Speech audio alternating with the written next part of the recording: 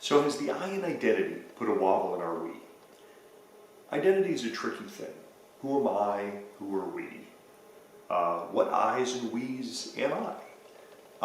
I, Andy. I, white. I, male. I, heterosexual. I, father. I, son. I, of German descent, of Italian descent, of English descent, Scottish, and about 10 others. I, a New Englander. I, a Jets fan.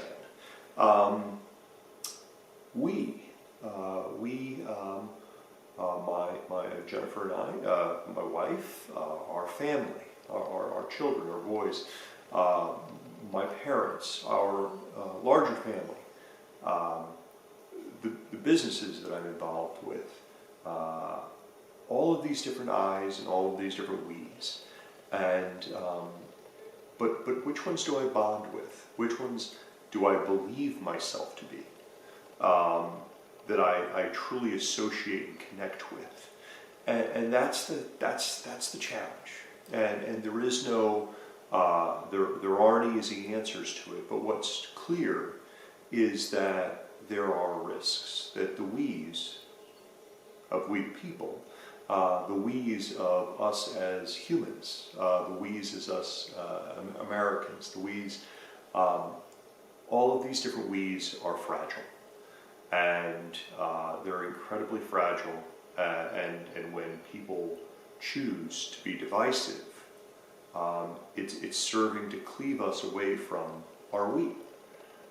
Because we, as people, certainly Americans, are up against a collective force in the coronavirus, COVID, and we see that is, it's not we, us, them. It's we. It's the big we. It's the collective. And that we is so fragile. And there are people, forces, on all sides that try and figure out ways to use fear and misunderstanding as to pretend that we're different from each other. That we're more different than alike. And, the best I can tell, if we sat in, quietly and legally in each other's, watching each other wake up, regardless of who we are, the morning breaks, the world begins to stir, and we awake, and we probably go to the bathroom, and we probably get a cup of coffee or tea or something else, and begin our days, and think about ourselves and our families and our friends and what we have to do that day, and finding toilet paper. 90% of the things that all of us will do are virtually identical, indistinguishable from each other. But like sports teams, great rivalries, and they're fun, but they're silly. Right? They're silly. They're tribal. As long as they have their place, they're fun. They're no one's hurt. We hassle each other about if the Jets lost again.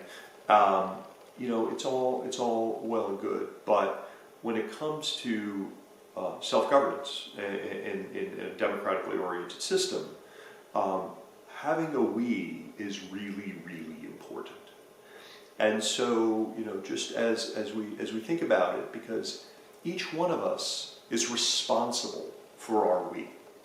Who we choose to understand ourselves to be, is not the responsibility of the media. It is not the responsibility of each other. It's each of our responsibilities. Who are we, and what do we need to accomplish?